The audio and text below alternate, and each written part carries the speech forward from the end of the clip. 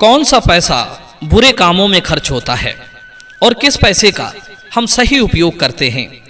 दर्शक बंधुओं, आज मैं आपको पैसे की उपयोगिता के बारे में समझाऊंगा कि कौन सा पैसा सही जगह लगता है और कौन से पैसे का लोग दुरुपयोग करते हैं। कौन सा पैसा हमें सुख देता है और कौन सा पैसा हमें दुख देता है। ये बात हम सबको जानना बहुत ही जरूरी है, क्योंकि धन मनुष्य की जरूरत है, या यूं कहिए कि धन ही मनुष्य का जीवन है। मनुष्य की जीविका से लेकर सारे सुख साधन धन से ही मिलते हैं। धन ना होने पर मनुष्य की हालत बद से बदतर हो जाती है। धन आ जाने पर उसकी रूपरेखा ही बदल जाती है। आदमी चाहे कोई भी काम कर रहा हो, पर धन की आवश्यकता सबको पड़ती है और हर काम धन के लिए ही किया जाता है। कुछ लोग ईमानदारी से धन कमा रहे हैं तो कुछ बेईमानी से। कुछ लोग धन के लिए हिंसा भी कर रहे हैं तो कुछ अहिंसा का पाठ पढ़ा रहे हैं। अब सवाल ये है कि धन तो सभी कमा रहे हैं, पर कौन सा धन हमें सुख दे रहा है और कौन सा धन हमें दुख दे रहा है।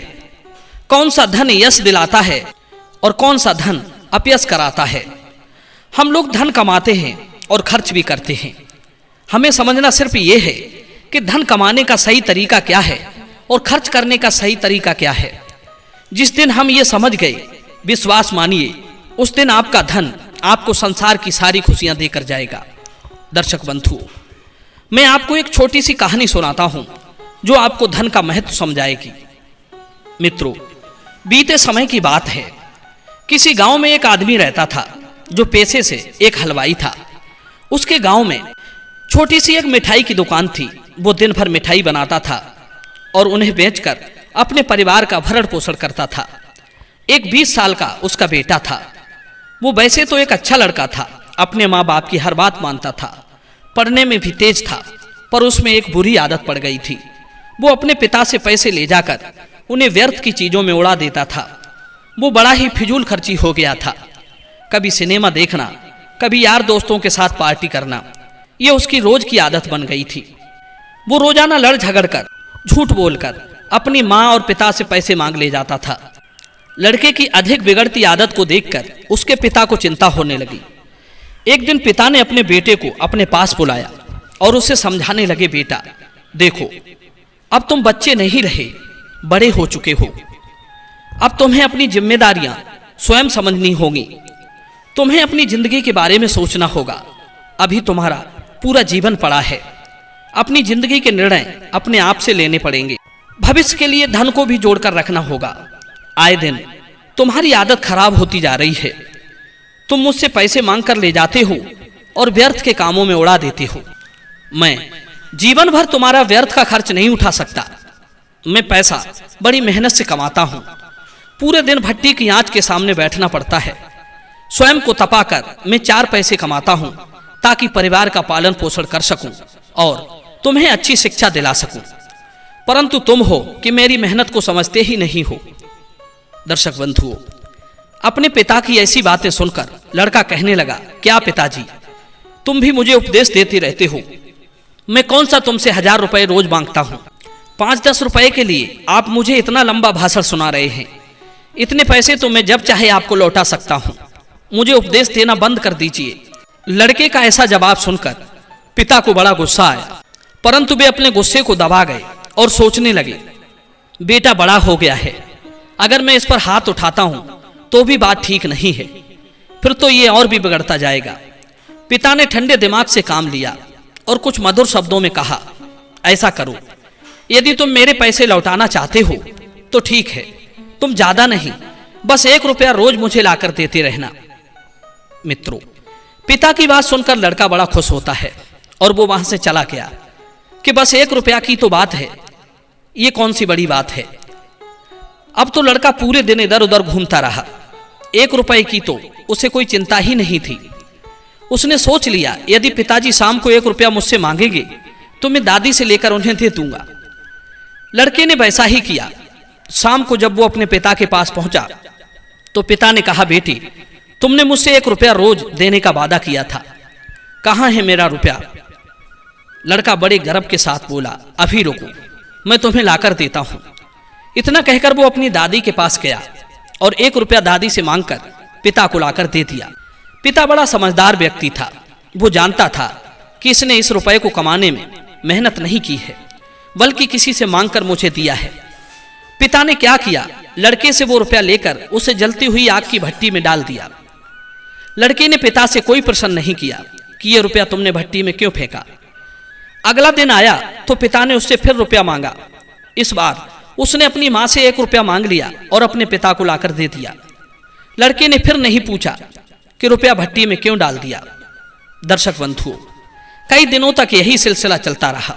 वो कभी मां से रुपया लेकर देता था, कभी दादी से, कभी यार दोस्तों से रुपया मांग लाता था, तो कभी रिश्तेदारों से। उसका पिता उसका लाया हुआ वो 1 रुपया उसके सामने ही भट्टी में डाल देता था। मित्रों, और ये तो आप जानते ही हैं कि मांगने पर कोई 1 दिन आपको दे देगा, 2 दिन दे देगा, पर जब वो समझ लेगा कि इसका तो रोज का यही काम है, तो वो आपसे बचने लगेगा या आपको स्पष्ट मना कर देगा। और यही हुआ उस लड़के के साथ। एक दिन उससे सबने रुपया देने से मना कर दिया। अब तो लड़के को चिंता होने लगी कि शाम को पिताजी जब मुझसे रुपया मांगेंगे तो मैं कहां से दूंगा। इधर शाम होने वाली थी, उसे कहीं से भी 1 रुपए की व्यवस्था नहीं हुई।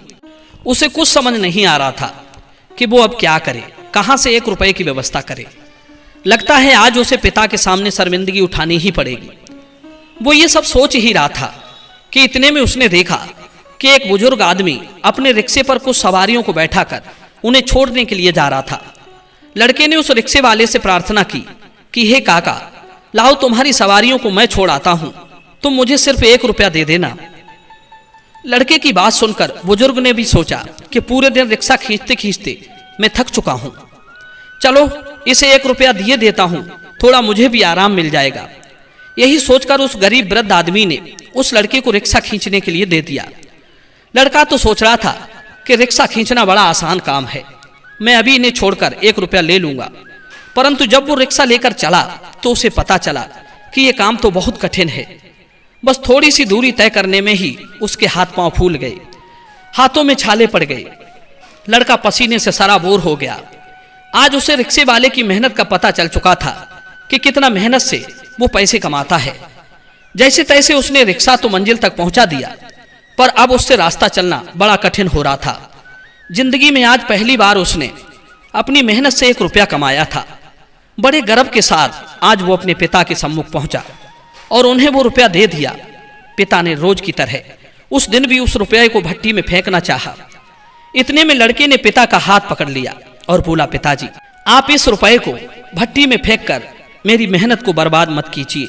मैंने इस 1 रुपये को कमाने के लिए बड़ी मेहनत की है। मेरे हाथों में छाले पड़ गए, पैरों से चला नहीं जा रहा। मैंने रिक्शा खींचकर यह 1 रुपया कमाया है।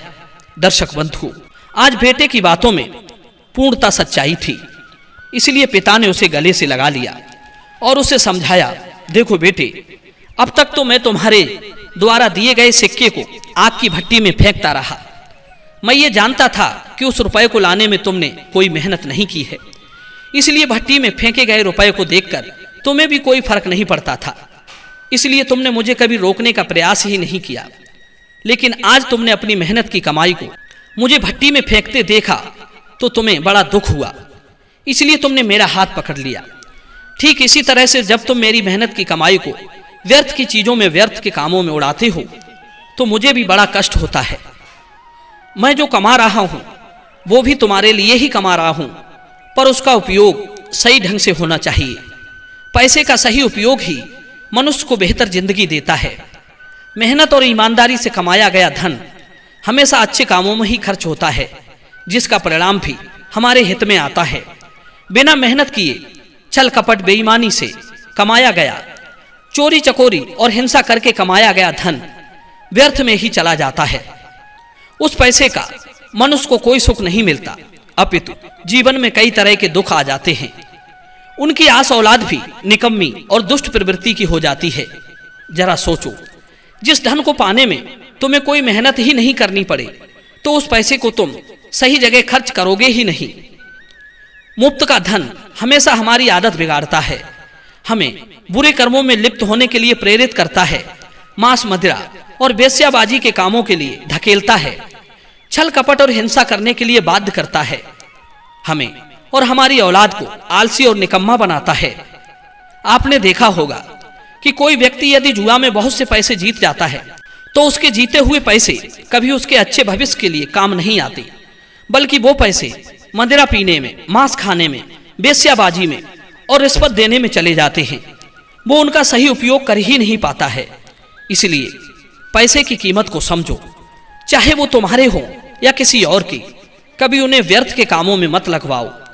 यदि एक आदमी अपना हराम का धन यार दोस्तों में उड़ा देता है तो समझ लो वो अपनी जिंदगी तो खराब कर ही रहा है, अपने यार दोस्तों की भी आदत बिगाड़ रहा है। इसलिए व्यर्थ का पैसा मत खाओ, मत खिलाओ और धन का सही सदुपयोग करो। वही धन सुख देने वाला होता है। दर्शक बंधुओं, ये वीडियो आपको कैसा लगा कमेंट में अपनी राय जरूर देना। मिलते हैं अगली कहानी में एक नई वीडियो के साथ। आप सभी का बहुत बहुत धन्यवाद। जय श्री कृष्ण।